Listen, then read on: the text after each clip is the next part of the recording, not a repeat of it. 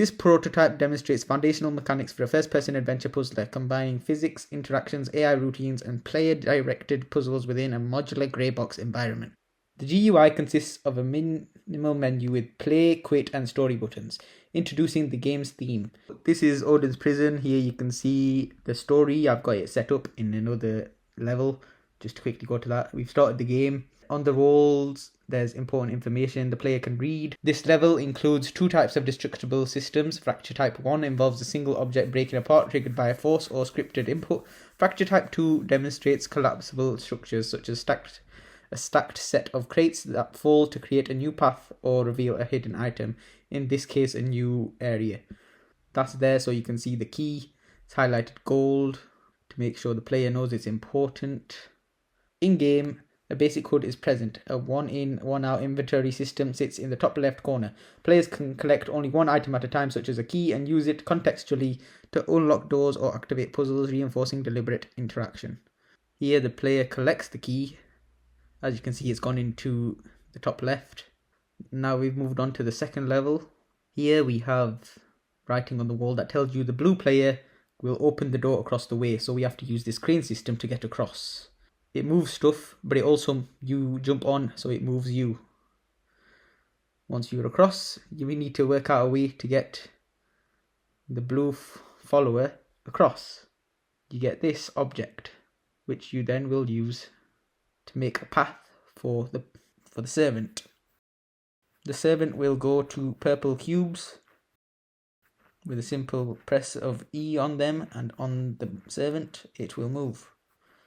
Using this system, the servant will traverse across the room.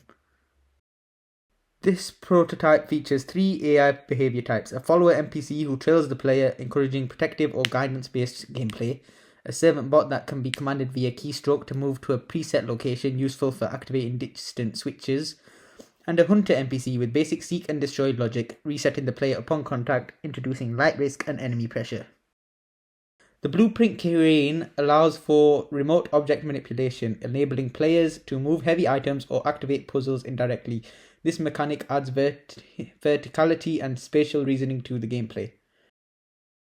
Physics-based puzzles are a core mechanic. Early in the level, the player uses a movable cube to access a hidden passage. This serves as a classic push-to-reveal lock and key system. Later, a plank is used to bridge a pit, illustrating dynamic object manipulation and physics-enabled traversal.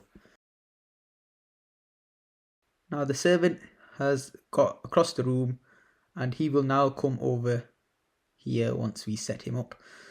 Instead of using a key, as we did for the last room, I have made the servant the key. The servant is the key to open the door. The servant is in range. The door will open, allowing the player to get through. And in this new area, we have another fracture type. Press E on it, it explodes.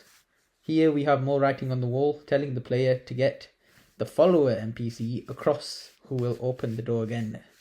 Using the same mechanic for the last servant, this follower NPC will go across. We've used a crane to get across and into the maze. We are now in the maze.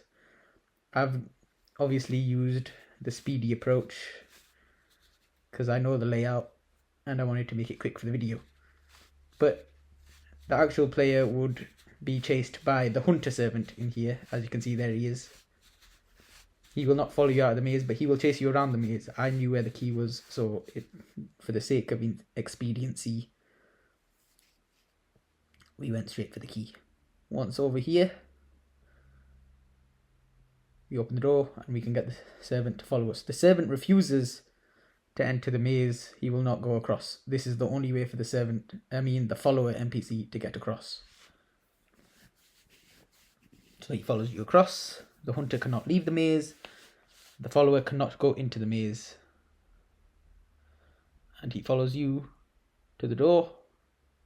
And you have reached freedom.